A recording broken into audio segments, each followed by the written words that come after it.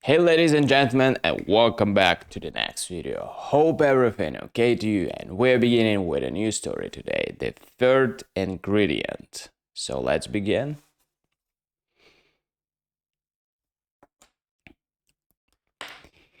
The so-called Vallombrosa apartment house is not an apartment house. It is composed of two old-fashioned brownstone front residences welded into one. The parlor floor of the side is gay with wraps and headgear of a modest headgear. The other is lug- lugubrious, lugubrious, lugubrious, lugubrious, with a sophistical promises and grisly display of a painless dentist. You may have a room there for $2 a week, or you may have one of $20. One for $20. Among the Wallenbros's roomers are stenographers, musicians, brokers, shopgirls, space space rate riders, art students, wire tappers, and other people who lean far over the banister rail, lean far over the banister rail when the doorbell rings.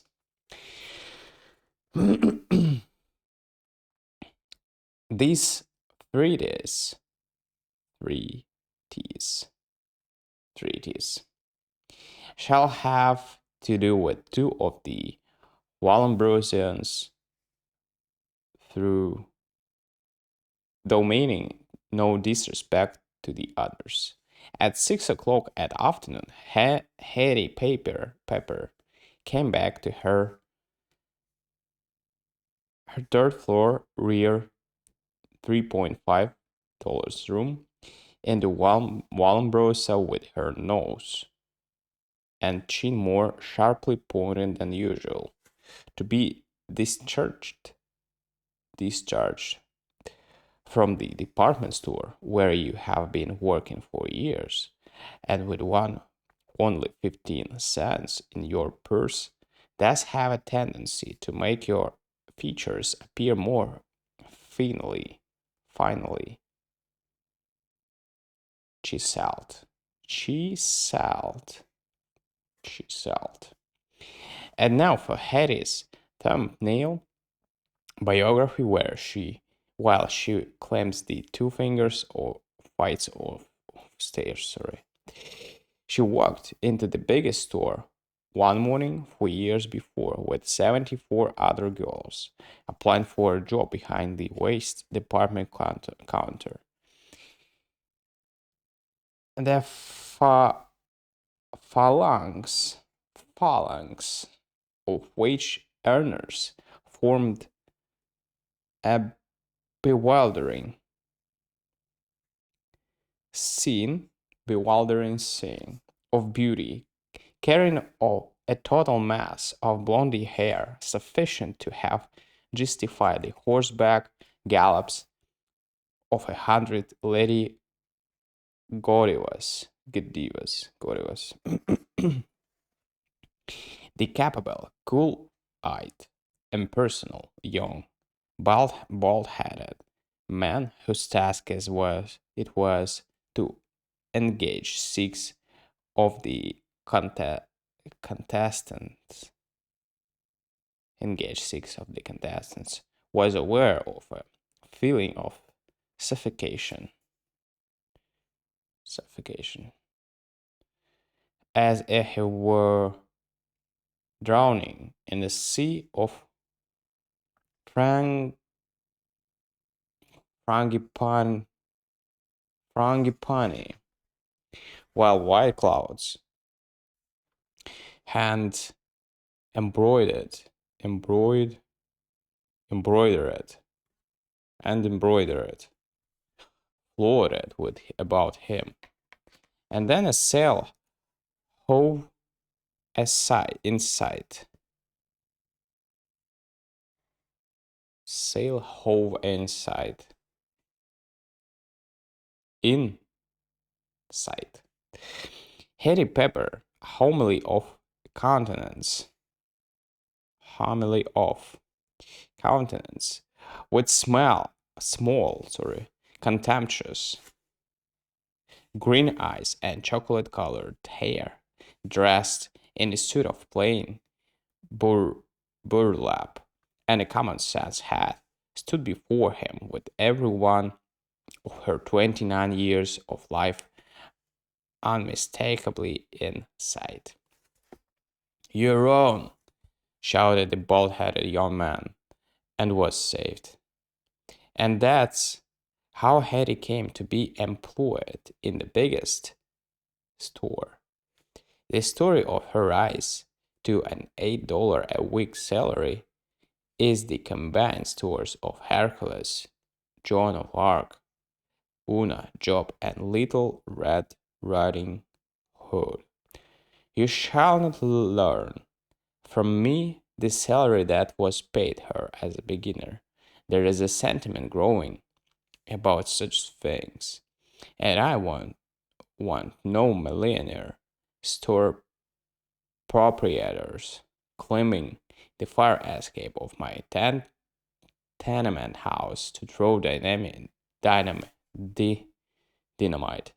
dynamite bombs into my skylight boudoir, boudoir, bow, boudoir. The story of Hetty's discharge from the big store is so nearly a repetition of her engagement as to be monotonous.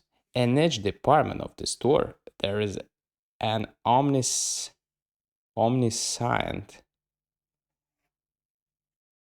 omnipresent, and no and omnivorous, omniscient,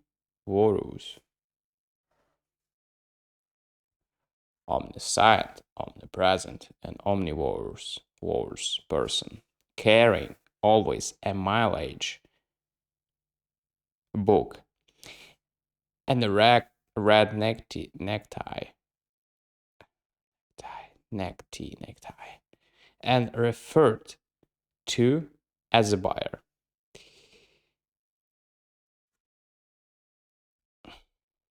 The destinies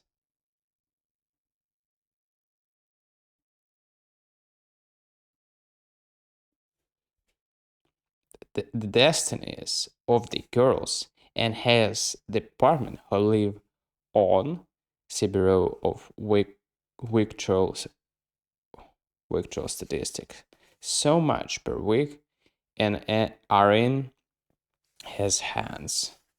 The particular buyer was a capable, cool-eyed, impersonal, young, bald-headed man. As he walked along the ice, ice, isles, AISLES, of his department, his sims seemed to be sailing on a sea of frangipani, frangipani, frangipani, writing the commands. What is this? Frangipani.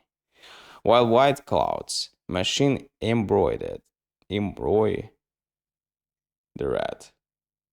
embroidered,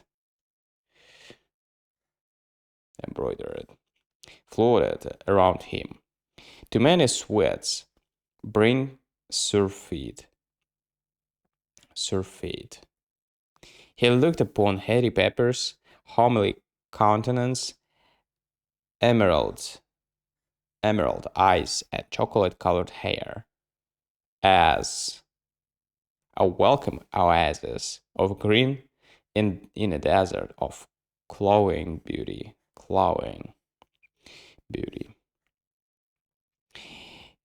In a quiet angle of a counter, he pinched her arm kindly. Pinched her arm. Pinched.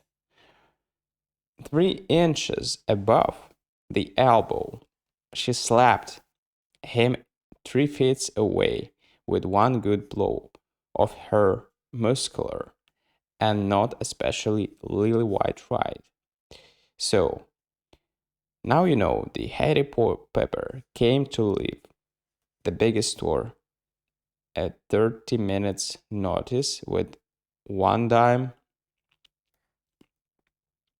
and a nickel in her purse. This morning's quotations list the price of the rib beef at 6 cents per butcher's pound, but on the day that Harry was released by BS, the price was 7.5 cents. That fact is what makes this story possible. Otherwise, the extra 4 cents would have.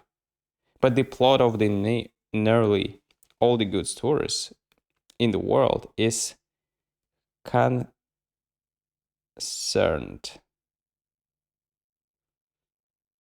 with shorts who were unable to cover, so you can find no fault with this one. Hetty mounted with her rib beef to her $3.5 third floor bag, one hot, savory beef stew for supper, a night's good sleep, and she would be fit in the morning to apply again for the tasks of Hercules, Joan of Arc, Una Job, and Little Red Riding Hood. In her room, she get the graniteware stew pan, graniteware stew pan out of 2x4 foot china. I mean, eaten earthenware closet, and began to dig down in a rat's nest of paper bags for the potatoes and onions. She came out with her nose and chin just a little sharper pointed. There was neither a potato nor an onion. Now, what kind of beef stew can you make out of simple beef? You can make oyster soup without oysters, turtle soup without turtles, coffee cake without coffee, but you can't make beef stew without potatoes and onions. But rib beef alone, in an emergency, can make an ordinary pine door look like a wrought iron gambling house portal to the wolf, with salt and pepper and a tablespoonful of flour.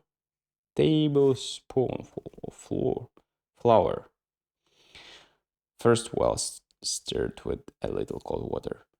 'Twill serve. This not so deep as a lobster, a la Boeuf, nor so wide as a church festival donut. But 'twill serve. Alright, guys, that's probably it for today, and see you tomorrow on the second part. Thank you for joining today. Bye.